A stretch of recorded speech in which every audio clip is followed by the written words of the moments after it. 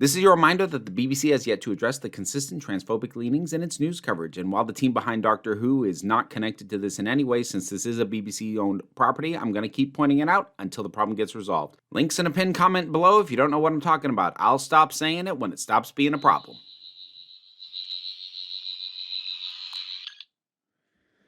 We're always going to have something to be angry about, right?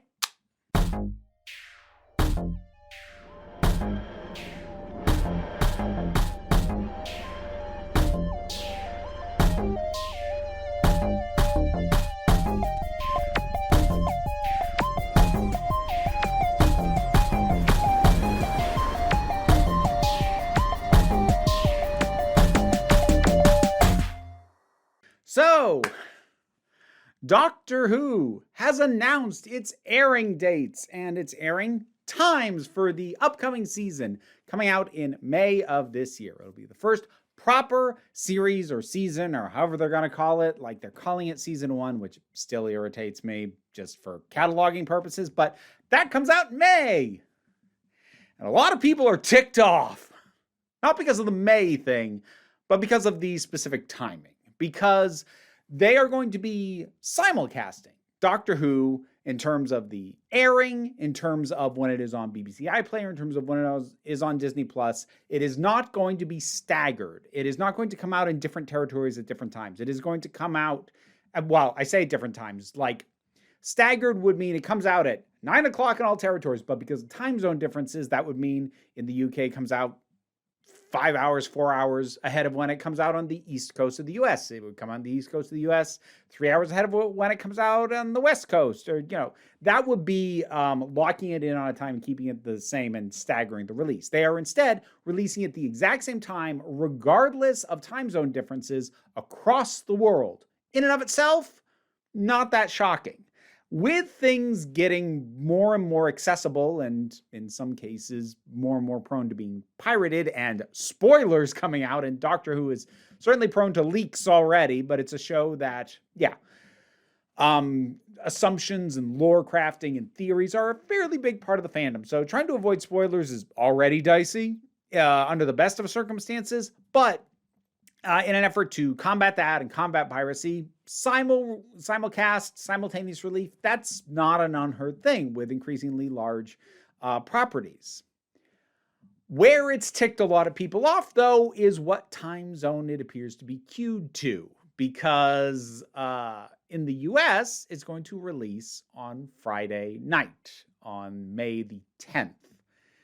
And in the UK, where Doctor Who was created, is based, is still being filmed, it's airing at midnight, 12 a.m. on Saturday the 11th. And UK fans especially are not happy about this. And I kind of want to look at all that. Because I consider just doing this as a short, just letting people know what's going on. But the thing is, there's a lot of fighting. There's a lot of anger going on right now around this. And there's some things that I kind of want to take a look at, question a little bit, acknowledge some things, and also say, be careful about overstepping some other things. The first is that certainly for any fans in the UK and any part of it, or Ireland, or anywhere around there who are used to getting it at a time where the family can watch it. It's considered a family show over there. Not having that be the case anymore, I get that being really irritating, especially considering it probably wouldn't have occurred to me that wasn't on the table for them anymore. So, I definitely understand the frustration and the anger that comes out of that. That having been said, Doctor Who at this point is being pushed more and more and more as an international show. And while I can understand a lot of the perspectives from UK audiences, and I've read some things, not just Twitter, I've read some well-written blog entries and things, people who are expressing their frustration and saying why they think this is not a good thing, and not just vitriol, because there's plenty of that out there. And I'm seeing some things that I get. I mentioned the idea of family viewing. The family sits down to watch it. I'm like, okay. But part of me also goes, is it that big a difference to watch it the next day on BBC iPlayer or DVR if they have that over there. I honestly don't know. But like to watch it a little bit later, but still watch it as a family. And again, I don't know. It might vary from person to person and family to family. But I think where I get, I sort of tilt my head a little bit is that as much as I understand the frustration and the annoyance, and trust me, if I was a UK resident, I'd be freaking annoyed too. At what point does this should be geared towards us because this is a UK property? At what point does it cross the line into becoming gatekeeping in the vein of we are the only true fans and we are the ones who should be accommodated, regardless of whether or not there are numerically more fans in other territories? I'm not saying anyone has literally said that. I don't know anyone who has. And I'm not saying that people are implying that when they say it should be catering to UK fans. I'm just saying that there's a very easy line to cross where it starts to become kind of standard gatekeepy jerk fandom stuff. It's ours. We won't share it, and it should accommodate us first. First and foremost, this is for us, and we should be the ones catered to. Again, I get why they would feel that way with Doctor Who. It is a cultural icon in the UK. Like, I get it. But like, I also hear that stuff from elements of fandom that I avoid because I really don't like hearing them scream that stuff. So it's one of those things where it's another way in which I feel bad for UK fans, where you have to be careful about how you voice your frustration with this because it can dovetail into a lot of BS that I'm sure many of them don't actually feel or agree with. This is going back a ways, but it just reminds me of one of the major frustrations I had with how much I did not like the concept of the 2016 Ghostbusters. Ghostbusters is my favorite movie of all time. My big frustration with that was I hated the idea that it was a reboot. I could not think of any reason why it was a continuity reset and saying, no, that's not Ghostbusters, this is Ghostbusters, instead of being a continuation. I could not think of any reason, and that fact irritated me. The problem was it was very, very annoying and frustrating for me to have to be very careful about how I expressed that, because if I didn't do it well, then what I was saying dovetailed very easily with this should be the way it always was. Women can't be Ghostbusters. Ew, girls are gross, which there was a lot of going around at the time. So I understand both the frustration with what's going on and also the additional frustration of having to be careful about how you talk about it, because you should just be able to vent your frustration without being lumped in with the jackasses. But the problem is, if the terms you are using and the frustrations you are expressing align with the jackasses, then yeah, you do have to kind of be careful a little bit. And again, this is not a call out of any kind. It's just I'm looking at the way in which some people are expressing their frustration and going, oh boy, just be careful. Just be careful, okay? But let's also be very fair about a few things. The first is Doctor Who is partially funded by UK residents. It is a BBC production. And while it is no longer being done at a BBC studio, because reminder, Bad Wolf Studios, where it is being made, is currently owned by Sony, and major distribution outside of the UK, at least, is being handled by Disney. Stick a pin in Disney, I'll come back to them. BBC is still giving the money to Bad Wolf Studios to fund the production, even though Bad Wolf Studios is now owned by Sony. So UK money, it's not the only source of money, but people who pay what's called a TV license in the UK, their license fees funds things like Doctor Who. Now again, Doctor Who in specific has more revenue streams going on, especially at this point in time, so it gets muddled, but it is true, it is factual that UK residents fund a significant portion of the creation of that show, regardless of history, regardless of where it originated or anything else. Right now, today, they are paying a good chunk of it being able to be made at all, and they're getting shafted. That is kind of BS. I'm in a time zone where I benefit from this shift, to be blunt about it. I now do not have to stay up so late at night to be able to catch something at an ungodly hour or to get up real early in the morning or do any other weirdness on my end. It accommodates me better. That having been said, like if it had been at, I don't know, 9 over there, it'd be like 4 or 5 here my time. That's not as big a hassle as it would be for it to be 8 or 9 my time and be midnight over there. But that also, let's not pretend that the US and the UK are the only areas. There's other territories as well. There's other time zones as well. So even though I'm only talking in those terms, I'm also aware, like, Australia tends to get the shaft regardless, and things like that. So, like, I don't want to pretend none of that is the case. But even as someone who is, in terms of my schedule and my life, benefits from this shift, I'm also left going like, I didn't need this. I didn't ask for this. And I also don't know if American audiences needed it to be available at a specific time. Like, yes, existing fans were going to wait to get on it as quickly as possible. That was always going to be the case. But a big part of Disney pushing it has to be that they want to expand the audience of the show beyond what it would normally be. Would it have made that big a deal if it was at a slightly awkward time over here? I mean, I don't know. They might have metrics that says that it is. But even if it is, I don't know. I have a hard time believing it would be by that much. And if I'm being completely honest, the thing that, at least personally, frustrates me a heck of a lot more is the announcement that the premiere will be 2 episodes back to back. Disney, stop it!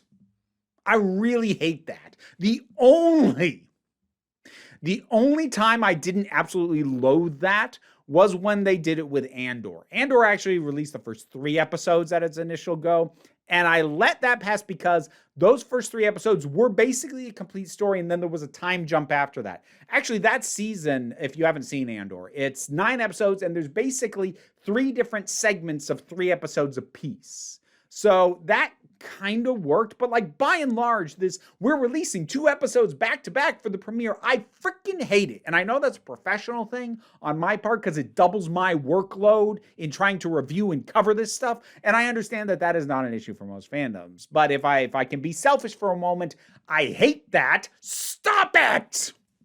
And that brings us to Disney and the question of, is this Disney's fault? Short answer, yes. Long answer, yes, but. We'll deal with the but in a minute. Yes, I have no doubt that this is a call made primarily by Disney for the sake of international audiences, especially the US, most likely, and with airing it at a time that is going to give them the best chance at pitching it at audiences who aren't already hooked. And in a situation like that, and this is not me saying I agree with it, but from a business standpoint, the UK fans can basically be considered in the bag already. It's going to be inconvenient for them? Yeah, they're going to watch anyway. We don't have to worry about them. We've got them hooked already. We're trying to hook new people right now, which is an attitude that can be very frustrating for existing fans. And again, can tend to lead to the kind of gatekeeping behavior, which can then lead to more toxic behavior, bashing against the people who they believe are being appealed to over them. But again, that's a route I would prefer not to go down. I have no doubt this is Disney's call, though. I said there was a yes, but. And here's the but. It should not be taken as a given at this point that it means Disney has creative input. Because this has been the big point of contention among fans since Disney got involved. How much is Disney going to have a say over what we see? Now, there are certain aspects of fandom that have already decided woke Disney ruined Doctor Who, despite the fact that those same people have always said that Doctor Who is woke for about as long as I've been doing this. And, I might, it might be time for me to revisit and update my old Doctor Who was always woke. I actually don't remember what I titled that video because I'm pretty sure I made it before woke was actually that much of a term being used. It's old. It's still relevant, but it's old because I centered it mainly around Bill Potts, Series 10, Capaldi's last series. Oh boy. Anyways, those people were already honestly, from their perspective of right-wing grifting, delighted that Disney got involved. Because like, oh, now not only can we slam woke Doctor Who, we can slam woke Disney for making it worse. Yeah. So let's set all those people aside for a minute, because they were always going to say Disney is influencing it, and everything from the new Doctor is an openly queer black man to he was dancing in a club and it killed, like, oh, Disney instilling this wokeness. Like, stop it. I'm throwing all that aside. But it is worth asking the question, does Disney have influence over the creative process? And I cannot say definitively that the answer is no. What I can say is this having happened with the release timing is no more of an indication that the answer is yes than there has been up to this point. Because if you break it down and consider what it is Disney is funding, what it is they put money behind, because it wasn't production, it was marketing. And if they are funding the marketing, then the aspect they're going to have a say over is the marketing. And release timing is an aspect of marketing. So right now, what is being affected, in my mind, undoubtedly, unquestioningly, by Disney, falls under the purview of what it is they're funding. And it does not automatically follow that they are also exerting control over the creative input of the show. Does it also mean that they're definitely not? No. I would love to be able to say they're absolutely not exerting that control. I can't say that. What I can say is, other than like conspiratorial supposition and like pointing of, well, we wouldn't have a black guy as a doctor if it wasn't for woke Disney, unless you're going to go down that route. And if you're going to go down that route, please don't watch my channel. Please go away. If you're not going to go down that route, then there is no solid evidence that Disney has a say in what is going on with the creative end of things. There are rumors, there are things that are whispered among the fandom that have questionable or non-existent citations, but right now, what Disney absolutely has control, or maybe not control, but heavy influence, and it can stick its thumb on the scale on, is the marketing and the release schedule. And that is fair to be frustrated with. And it's fair to be frustrated with Disney specifically about that, to be completely blunt about it. Folks in the UK, you go ahead and yell at Disney for making you stay up until midnight to watch it. I will yell at Disney for releasing 2 episodes at a time and screwing up my workload. We all have things we can be mad at Disney for. And also, like collectively, the whole world, let's be mad at Disney for being a massive corporation that should not exist at the size as it is, along with most major corporations at this point in time. Them, Warner Brothers, Apple, Google, break these suckers up. I've tangented a little bit. Not irrelevantly, if we're being honest, but that was a slight tangent. Yeah, seriously, though. Anyways, so that's my thoughts on the airing in terms of the timing and the extent to which it reveals Disney's involvement, which is some. But so far, I only feel comfortable saying they have a very heavy hand in the marketing, which, given that's what they're funding, makes sense, at least to me. Does that make it good? I don't know. Like, then you start to get into the argument about to what extent should compromises be allowed to make in an effort to expand the audience? And then again, that is a debate or a question or a discussion or a discourse that very quickly leads into gatekeepery conversations and toxic fandom conversations. And all of that is stuff that, at least today, I don't have the spoons for. Is this a good thing? I don't know. Is this a frustrating thing? Absolutely. Absolutely.